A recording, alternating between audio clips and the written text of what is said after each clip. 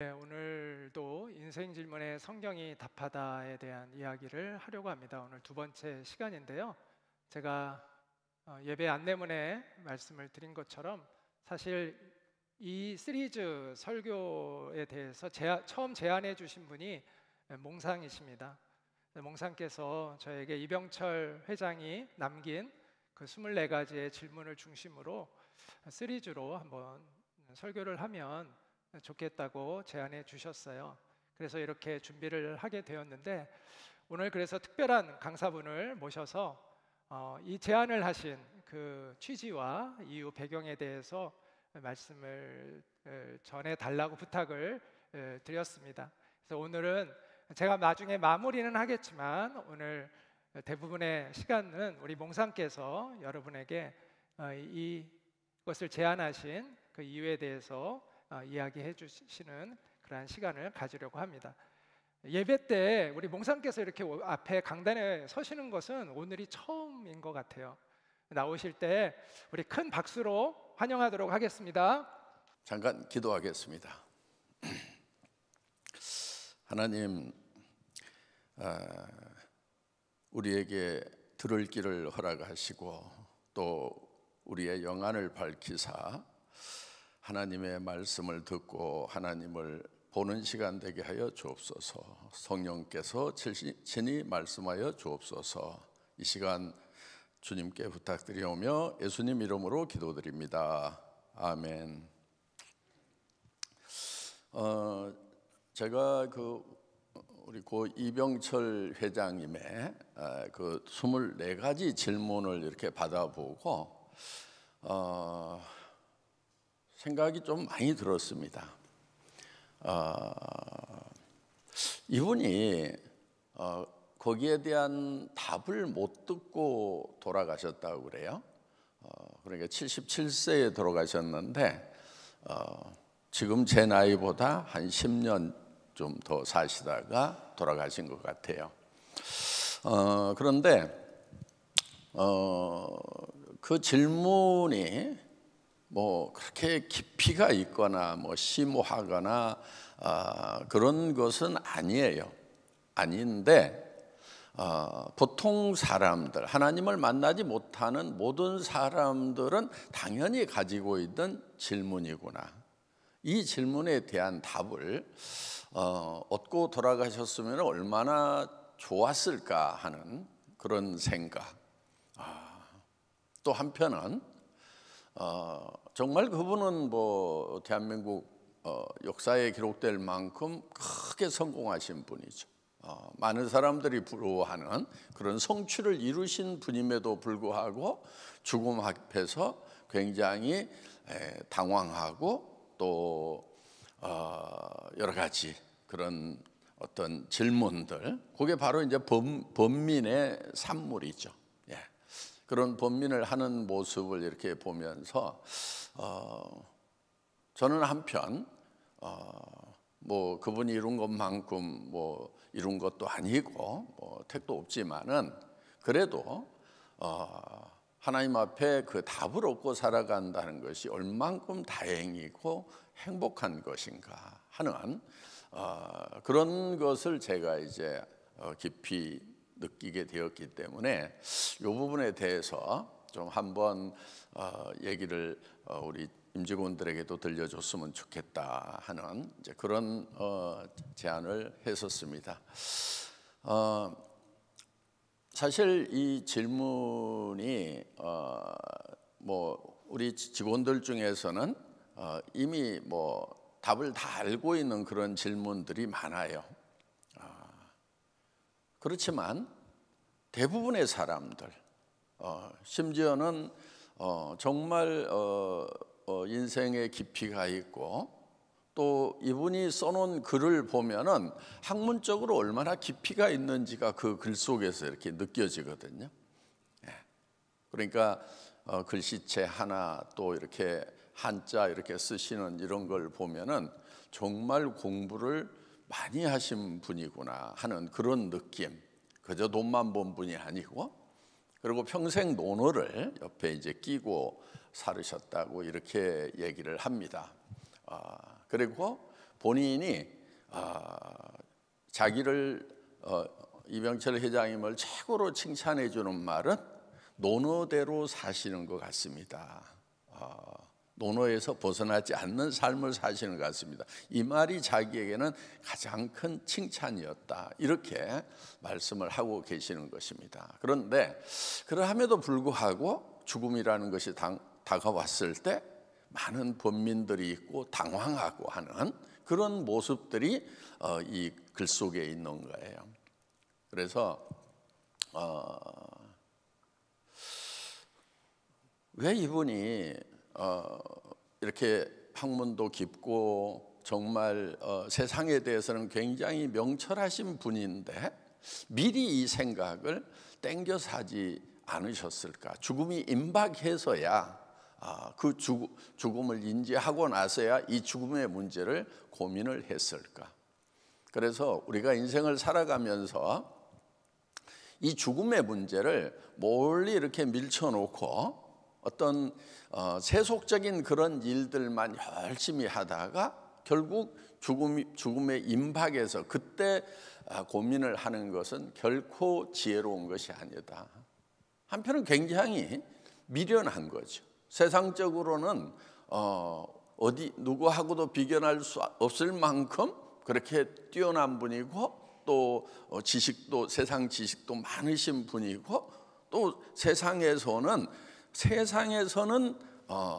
세상을 살아가는 그런 지혜라든가 이런 것은 정말 누구하고도 비견할 수 없을 만큼 뛰어난 분임에도 불구하고 삶 전체를 살아가는 데 있어서 전략적인 측면, 그러니까 결국은 다가올 죽음을 멀리 밀쳐놓고 우선 사는 거, 세상적인 일에만 열심히 성실하게 사시다가 막상 죽음이 닥쳐오니까 거기에 당황하는 그런 모습들이 저는 이 글 속에 보인다 하는 것입니다.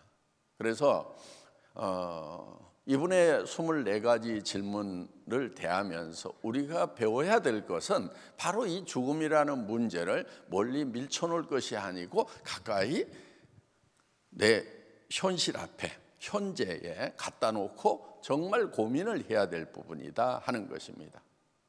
저는 지금도 기억이 생생합니다. 중학교 3학년 때쯤 제가 그 나주 영산강 뚝에 환한 달밤이었어요. 그런데 그 뚝에서 정말 저의 존재를 놓고 굉장히 씨름을 했던 그런 기억이 납니다. 들판에 아무도 없으니까 혼자 고래고래 소리를 지른 거예요. 그럼 미친놈이죠. 남이 봤을 때는. 아무도 안 봤으니까 다행이지. 나는 왜 여기에 존재합니까? 누가 나를 여기에 존재시켰습니까? 내가 왜 살아야 됩니까? 그리고 아무리 열심히 살아서 그 어떤 것을 성취하더라도 결국은 죽음 앞에서는 모든 것이 절망이고 실패인데 내가 이런 삶을 살아야 됩니까? 거기에 대한 답을 주지 않는다면 누군가가 나를 여기 존재시켰을 건데 그것이 자연의 법칙이든 어떤 신이든 나는 여기에 스스로 존재하지 않았다. 내가 이 지구라는 곳에 내가 오고 싶어서 왔습니까? 아니잖아요. 나는 여기에 내가 온 게 아니에요. 나를 여기에 존재시킨 그 어떤 존재든지 나타나서 내가 왜 살아야 되는지, 왜 여기 존재하는지에 대해서 분명히 얘기해 주지 않는다고 하면은 나는 내가 이 삶을 이어갈 이유가 하나도 없다. 많은 사람들이 뭐 사춘기 때 자살도 생각하고 하지만은 저는 정말 내가 지금 자살하나 결국은 그 죽음이 다가와서 나를 죽이나 똑같지 않는. 그래서 정말 그렇게 고래고래 소리를 질렀던 그런 기억이 생생합니다. 그 이후로 한 1년쯤 지나서 고1 때 제가 거기에 대한 확실한 답을 듣게 된 거예요. 알게 된 거예요. 보게 된 거예요. 그래서 창조주 하나님이 나를 사랑하셨고 나를 여기 존재시키셨고 그 목적이 하나님의 사랑의 대상이라는 거. 그런데 그분은 영광스러운 분이라는 거. 그래서 그 영광을 나와 함께 나누고자 하신다는 거. 내 삶의 끝에 죽음만 있는 것이 아니고 결국 창조주 하나님은 나를 여기 존재시킨 이유가, 태어나게 하시고 살게 하신 이유가 그 하늘나라의 영광, 하나님의 영원한 생명을 같이 공유하자고, 나누어 주겠다고. 그것이 하나님이 나를 사랑하신다는 것. 그래서 자기 자신을 나에게 주시고자 한다는 것. 그래서 그 생명을 나눠주기 위해서 십자가에 못 박혀 죽으시고, 그래서 하나님의 땅에 떨어져 죽어야만 많은 열매를 맺을 수 있는데, 그 예수님의 죽음을 통해서 예수님의 생명을 나에게 나눠주시고, 내가 이제 그 생명을 받아서 이제 죽음으로 끝나는, 죽어가는 삶이 아니고 영원한 생명을 얻게 됐다는 것이 1972년도 12월 25일 저녁 때쯤 길을 가다가 그동안 교회 다니면서 많이 들었던 말이죠. 십자가에 대해서도 듣고 또 하나님이 사랑하신다는 거, 그런 말 수도 없이 들었겠죠. 초등학교 5학년 때부터 교회를 다녔으니까. 그런데 정말 하나님이 세상을 이처럼 사랑하사 하는 그 말씀에 하나님이 이처럼 십자가에 죽기까지 세상만 사랑하신 것이 아니고 정말 세상 가운데 있는 나를 지목하여 사랑하셨다는 것, 그것이 마음에 빛처럼 제 마음에 꽂혔습니다. 그 이후로 그 빛 대신 하나님의 말씀이 제 삶 전체를 이끌어가는 삶이 되었습니다. 그 삶은 어둠을 향해서 가는 삶이 아니고, 죽음을 향해서 가는 삶이 아니고, 빛을 향해서 가는 삶이고, 영원한 생명을 향해서 가는 삶이라는 그런 기쁨 속에서 살아가고 있는 것입니다. 그래서 저는 그 훌륭하신 이병철 회장님께서 왜 미리 다가올 죽음을 미리 땡겨서 그거를 미리 고민하지 않으셨는가 하는 것에 대한 안타까움. 거의 이제 병들어서 죽기 직전에 쓰신 거거든요. 그래서 이거를 물었지만은 이 답을 못 듣고 그냥 그대로 돌아가신 거죠. 너무나 죽음의 임박에서 그러니까 이 답을 못 들으신 거예요. 여기 보면은 하나님의 존재는 증명될 수 있는가, 창조는 증명될 수 있는가 하는 그런 질문들에 대해서 저는 이렇게 생각을 합니다. 이 피조 세계 존재 자체가 창조를 증명하는 것이다 하는 겁니다. 우리가 스마트폰 하나 가지고 있습니다. 이 스마트폰 자체가 누군가 이거를 설계하고 만든 사람이 있다는 것을 그 자체가 증명을 하고 있다 하는 것입니다. 그것이 우연히 만들어졌다고 얘기하는 것은 수학이 발달하지 않았던 그런 시절에 수학적 무지로 인해 가지고 그런 우연히 만들어졌다는, 그러니까 예를 들면 이 지구의 탄생도 빅뱅 이론이 대세입니다. 뻥 폭발해서 이 우주가 만들어졌고 지금도 그 폭발의 여력으로 계속해서 우주는 확장되고 있다고 그렇게 얘기하는 것을 과학이라고 얘기하고 있는데, 이런 우주의 질서가 만들어지는데 그것이 단 1회의 폭발로 인해 가지고 만들어졌다고 생각을 하는 것은 그거를 믿는 것 자체가 엄청난 믿음이 있어야 믿어질 수 있는 거다 하는 겁니다. 그리고 어떤 과학자도 그러면은 폭발 이전에 그 물질 그거는 뭐 어디서 나온 거냐 모르겠다고 얘기를 합니다. 또 뭐 과학이 발달하면은 생명을 합성할 수 있는 것이 아닌가.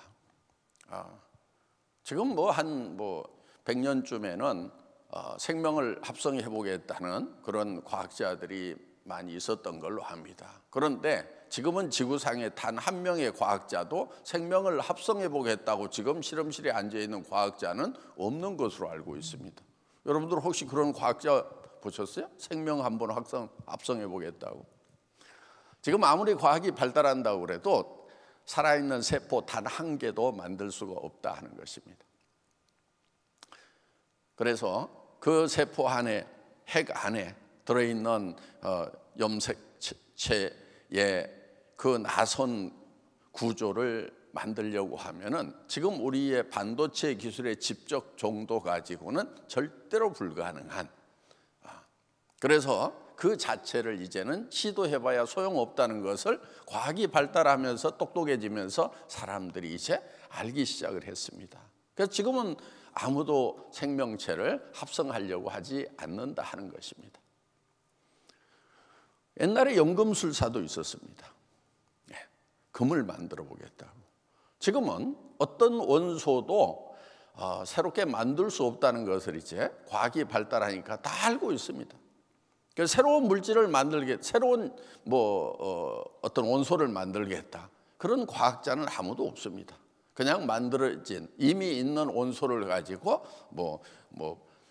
융합해서 어떤 새로운 특징을 가진 그런 물질을 만들어 보는 정도가 한계라는 거 이미 잘 알고 있다 하는 것입니다. 그리고 이 질문에 보면은 하나님은 사랑이 많으시다는데 왜 이런 고통과 불행과 죽음을 주는가? 또 하나님은 왜 악인을 만들었는가 하는 이런 질문에 대해서도 우리가 성경을 좀 깊이 본다고 하면은 굳이 이런 질문은 안 해도 된다 하는 것입니다. 어둠은 창조된 것이 아닙니다. 하나님은 어둠을 창조하지 않으셨어요. 빛이 없는 것 자체가 어둠입니다. 그렇기 때문에 어둠을 해결하는 간단한 방법은 빛을 비추면 된다 하는 것입니다.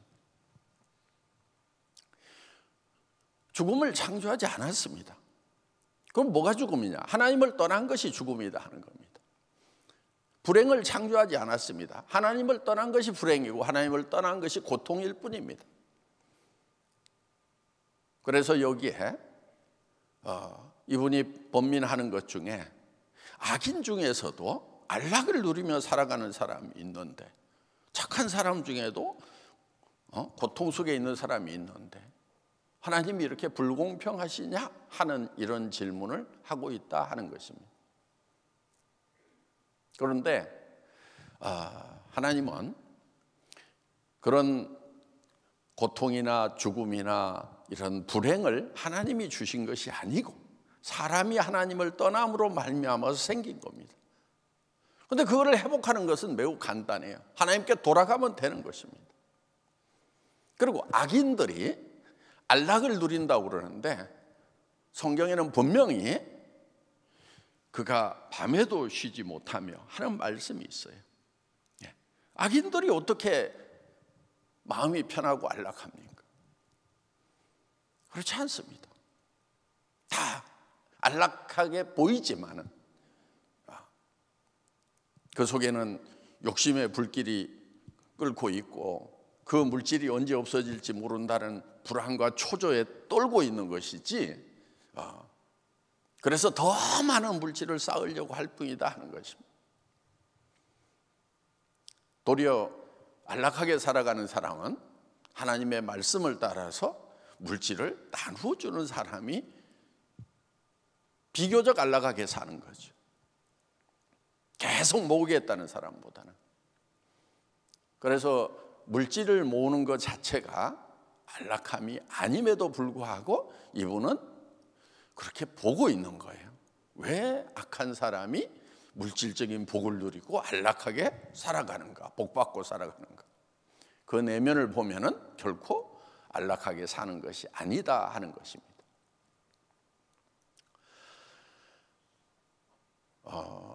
죄는 무엇인가? 또 우리로 하여금 왜 죄를 짓게 내버려 두었는가 하는 겁니다.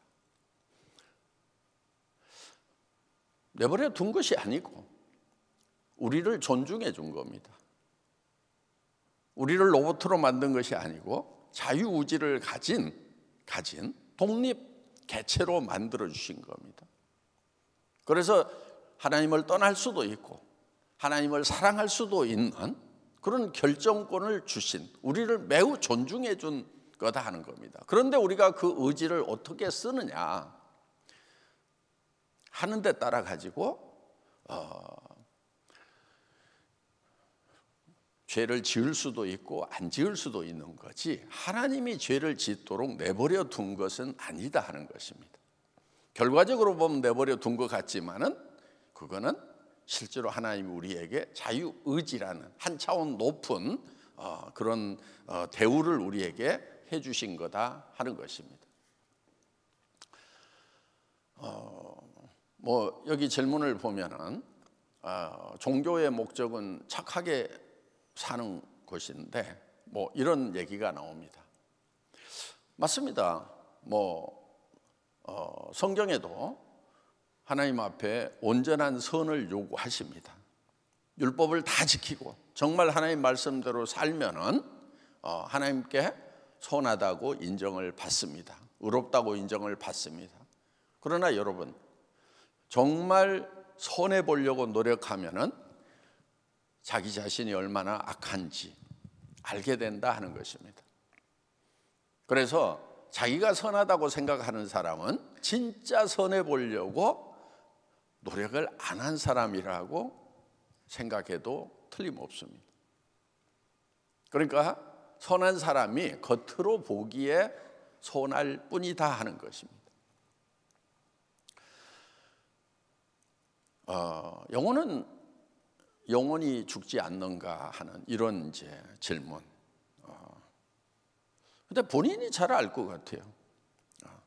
본인이 지금 죽음 앞에 임박해서 자기가 지금 그냥 죽으면 끝난다고 생각을 했다고 하면은 이 질문을 굳이 할 필요가 없죠. 그런데 지금 본인은 죽어가면서 죽음 다음이 걱정되고 매우 혼란스럽기 때문에 영혼은 계속해서 사는가 하는 그런 질문을 던지고 있다 하는 것입니다. 우리의 영은 엄청난 능력을 가지고 있습니다. 시간과 공간을 초월할 수 있는 능력을 우리에게 주셨다 하는 거예요. 그래서 우리는 우리의 영적 활동은 공간을 초월할 수 있고 시간을 과거로도 미래로도 갈 수 있는 그런 능력을 가지고 있다는 겁니다. 우리 육체는 시간과 공간의 제약을 받죠. 그래서 우리에게 이제 새 몸을 주시겠다고 약속이 되어 있는 것입니다. 그 몸은 시간과 공간의 제약을 받지 않는 것입니다. 그러니까 시간이 지나더라도 늙거나 죽어서 소멸되는 것이 아니고 영원히 살 수 있는 그 몸, 그리고 어떤 공간에도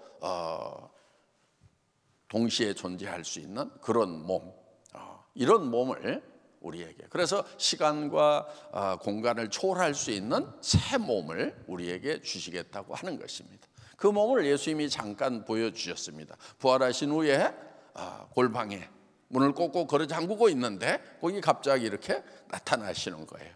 공간을 초월하시는 거죠. 시간을 초월하시는 거죠. 엠마오로 가는 제자들에게도 나타나십니다. 그랬다가 그들의 눈을 밝히고 나서는 또 갑자기 사라지신다 하는 겁니다. 그날에는, 예수님이 재림하시는 그날에는 우리가 그와 같을 줄을 안다. 예수님과 같이 된다 하는 것입니다. 그래서 이제 우리가 지금 하나님의 새 영을 받으면은, 그러면은 새 몸도 받게 된다 하는 것입니다. 우리에게 준비되어 있는, 하나님이 준비하신 것은 어마어마한 것입니다.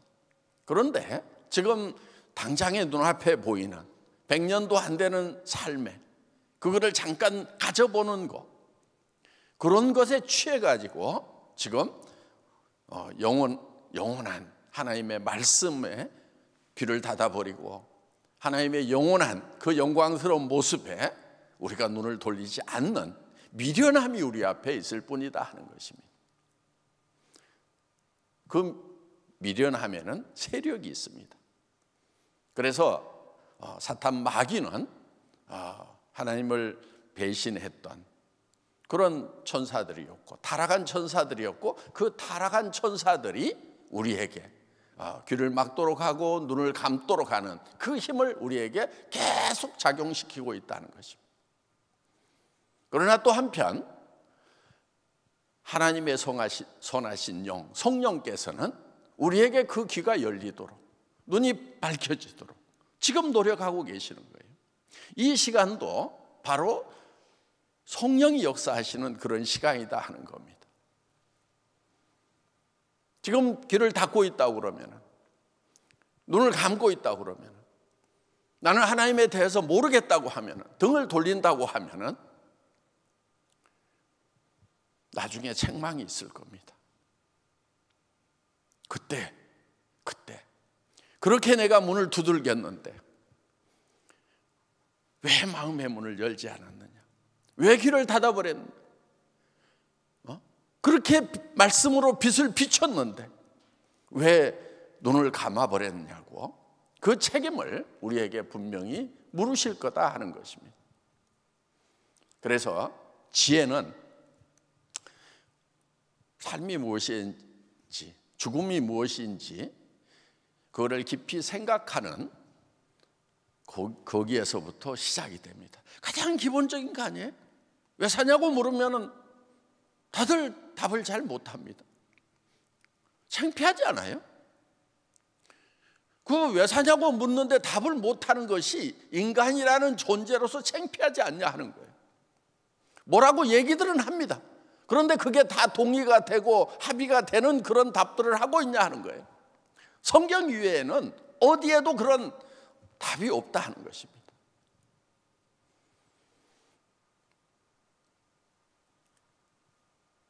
물론 여기서도 예수님을 구주로 영접하고 그 전에 내가 죄인임을 회개하고 죽음을 향해 가는 불쌍한 존재라는 자각을 통해서 굴복하는 그런 과정들을 거치고 새 생명을 얻어서 이제 예수님을 영원한 나의 주인으로 모시고 그 말씀대로 따라가겠다, 명령대로 따라가겠다고 하는 그런 거룩한 삶을 살아가는 사람들도 이 중에는 있습니다.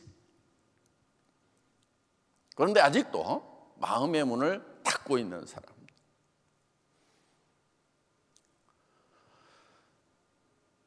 저는 거기에 대한 책임은 분명히 여러분 자신에게 있다고 봅니다. 지금도 문 밖에 서서 두드리노니, 간절히 두드리시는, 그렇지만 예수님은 문을 두드리시기는 하지만, 여러분들 귓가에 생명의 말씀을 들려주기는 하지만은 절대로 그 문을 억지로 열고 들어가시지는 않는다 하는 것입니다. 왜? 사람을 존중하기 때문에, 자유의지를 가진 그런 존재로 인정을 하기 때문에, 인격체로 인정을 하기 때문에, 인격체라고 하는 것은 스스로 의사결정을 할 수 있는 그런 존재로 존중을 해준다는 것입니다. 그래서 인격적으로 하나님을 만났는가 하는, 그거는 내가 스스로 문을 열고 문 밖에서 두드리시는 예수님을 내가 맞아들였는가 하는 그래서 그거를 묻는 겁니다. 인격적으로 예수님을 만난 경험이 있는가?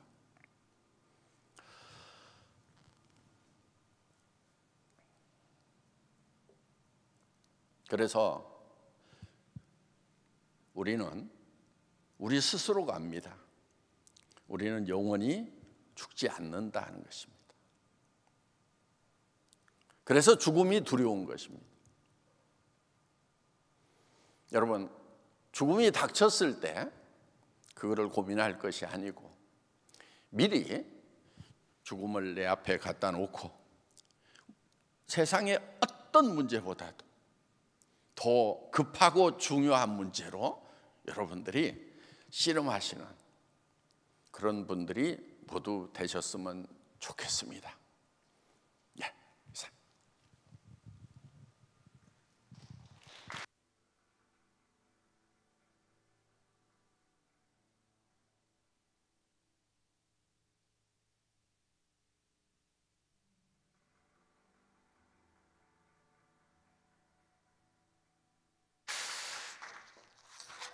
네, 회장님께서 정말 기도로 많이 준비하셨구나라는 게 저는 정말 느껴졌습니다. 그리고 또 여러분들을 향한 주님이 주신 그 마음의 간절함이 또한 느껴졌습니다.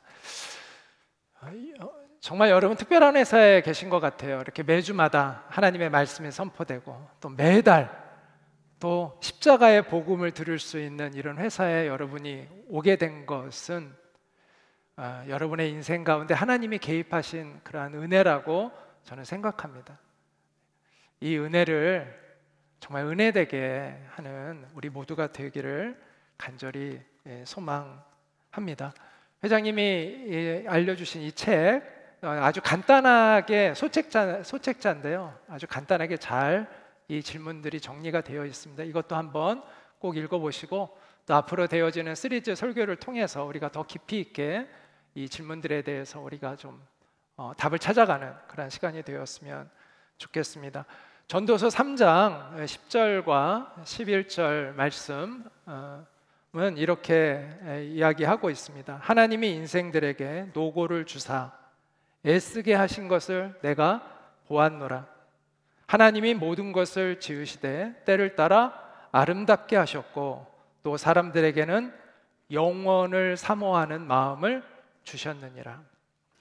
하나님은 우리에게 영원을 사모하는 그러한 마음을 주셨습니다. 그것은 우리가 회복되기를 원하시고 돌이키기를 원하신다는 그러한 것이죠. 영원에 대한 갈망이 우리 안에 있다는 것은 우리가 그 영혼을 지금 누리고 있지 못하다는 것을 또한 의미합니다. 우리는 죽음의 비참함에 직면해 있습니다. 그런데도 많은 사람들이 이것을 외면하며 이 비참한 실존을 애써 외면하며 살아갑니다. 몽상께서 이야기해 주신 것처럼 고 이병철 회장 정말 대단한 분이죠. 우리나라 경제계에 정말 그 엄청난 영향력을 끼친 그런 분이고 정말 훌륭한 분이지만 죽음에 대해서는 아무런 준비가 되어 있지 못했습니다. 그래서 그 질문들이 사실 그렇게 심오한 질문들은 아닙니다. 누구나 생각해 볼 만한 그런 평범한 질문들입니다. 이 세상에서는 비범하신 분이었지만 그 인생의 질문은 너무나 평범했던 것이죠. 사실은 가장 기본적인 그러한 질문들이었습니다. 그런데 그 기본적인 질문들에 대한 답을 찾지 않았던 것이죠. 마지막 순간까지도 미리 그 질문을 구했다면, 그래서 인생의 더 깊은 의미를 알게 되었다면, 그리고 하나님이 주신 그 영혼을 사모하는 그 마음의 소리에 우리의 자신의 귀를 더 기울였다면 그분은 더 풍성한 영혼의 기쁨을 누리며 살지 않았을까 생각합니다. 그리고 눈앞에 다가온 그 죽음 앞에서 안개가 자욱한 그러한 세계로 들어가는 그러한 두려움으로 그 죽음을 맞이하는 것이 아니라 수많은 의문 속에서 그 죽음을 불안하게 맞이하는 것이 아니라 확신과 환희와 소망 가운데 그 죽음을 맞이할 수 있었을 것입니다.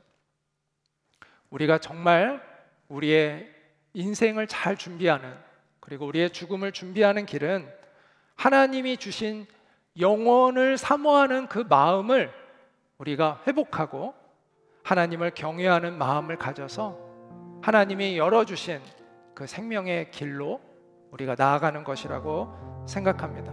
오늘날 세상은 진리가 없는 것처럼 말합니다. 그러나 성경은 진리가 분명히 있다고 말씀합니다. 예수님이 내가 그 길이요 진리요 생명이라고 담대하게 선포하셨습니다. 이 땅에서 우리의 이 허무한 인생이 의미가 있는 유일한 이유는 그 유일한 길이요 진리요 생명 되시는 예수님을 통해서 하나님의 사랑 안으로 들어갈 수 있는 기회가 우리의 짧은 이 인생 가운데 있다는 것이죠. 그렇지 않다면 우리 인간의 가치와 동물의 가치가 무슨 차이가 있겠습니까? 인간의 운명과 짐승의 운명이 어떤 차이가 있겠습니까? 이 말씀을 꼭 기억했으면 좋겠습니다. 영생은, 영원한 생명은 유일하신 참 하나님과 그의 보내신 자 예수 그리스도를 아는 것이니이다.